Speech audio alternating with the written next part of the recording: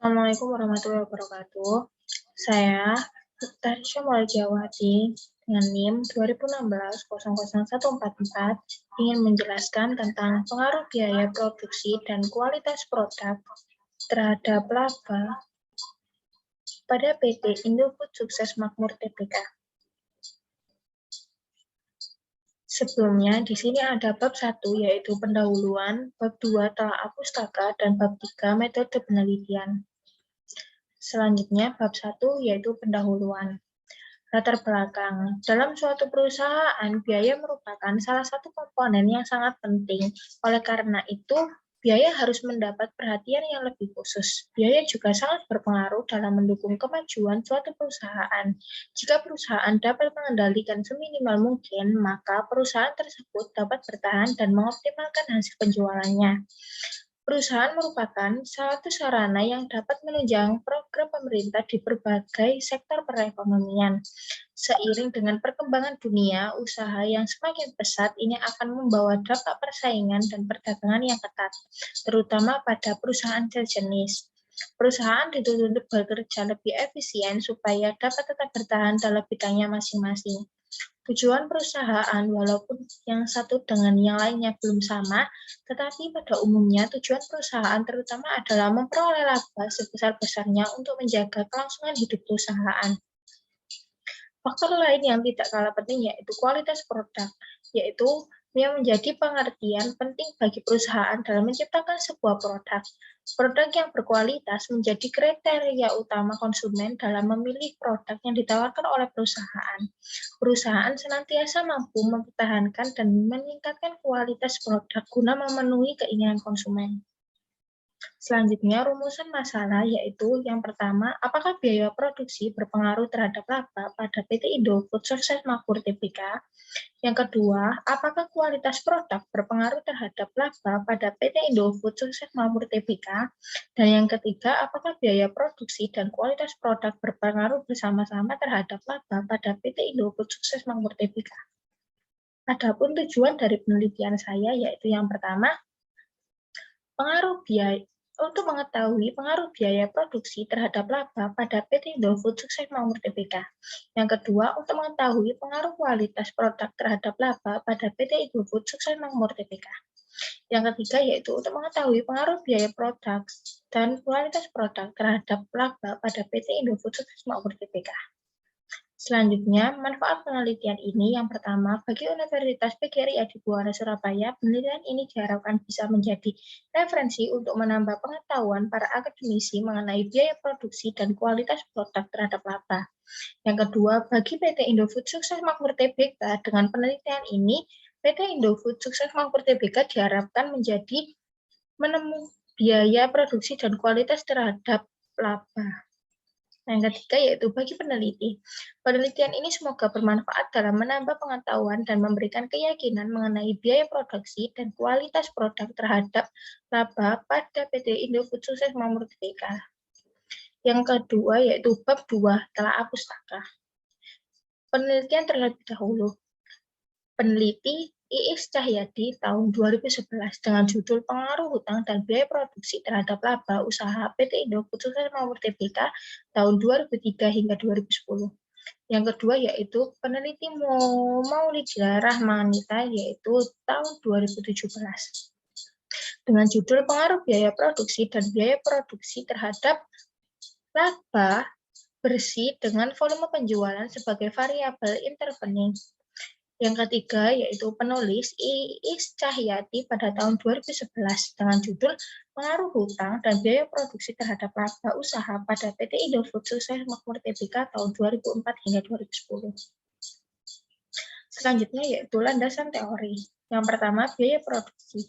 Definisi biaya produksi menurut Mulyadi tahun 2012 adalah biaya adalah pengorbanan sumber ekonomi yang diukur dalam suatu uang yang telah menjadi kemungkinan dan terjadi untuk tujuan tertentu.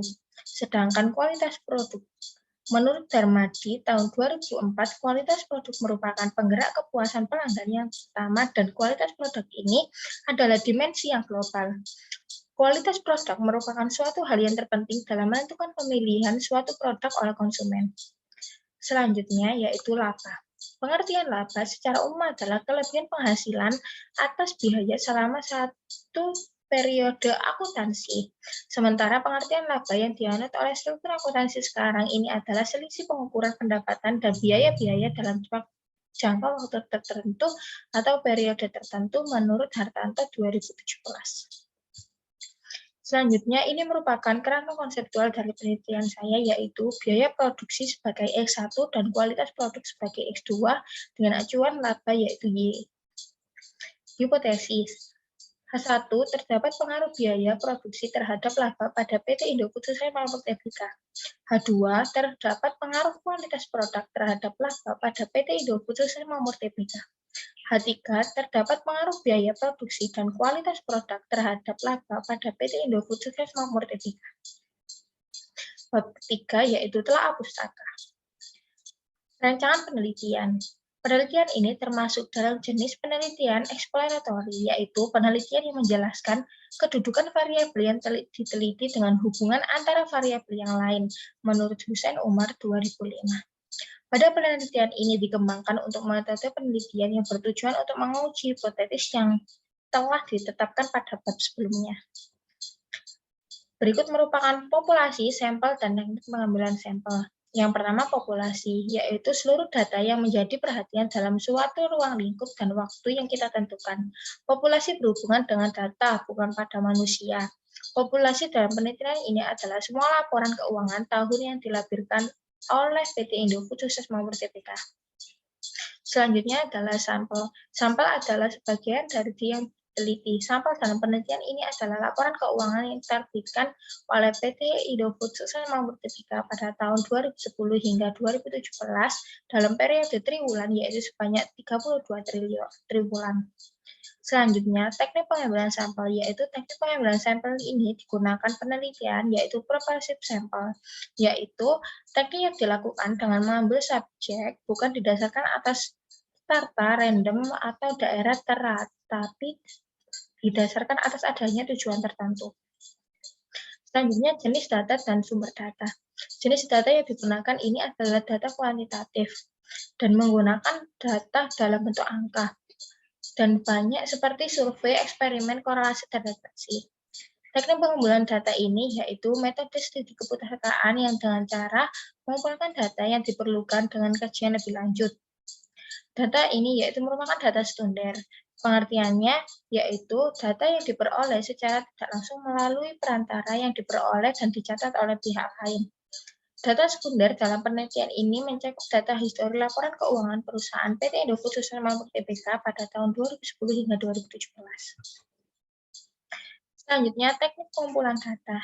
Yang pertama, teknik pengumpulan data penelitian ini diharapkan dapat memberikan data yang akurat dan spesifik untuk memperoleh data yang diperlukan.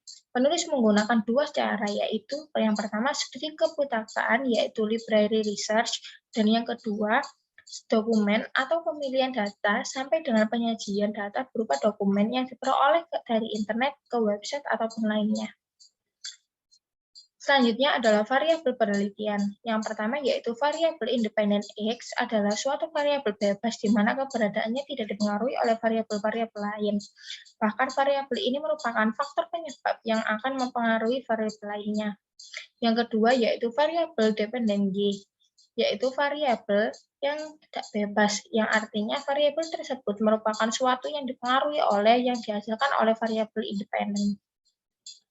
Teknik analisis data. Teknik analisis data adalah penyusutan dengan kategori jawaban dalam tabel gambar atau kecenderungan dari responden serta analisis awal terhadap temuan yang data di lapangan sebagai proses awal pengolahan data. Berikut ada teknik analisis data yang digunakan oleh dalam penelitian ini adalah analisis deskriptif. Selanjutnya, uji asumsi klasik. Yang pertama, uji normalitas, yaitu data yang dilakukan untuk melihat apakah suatu data terdistribusi secara normal atau tidak.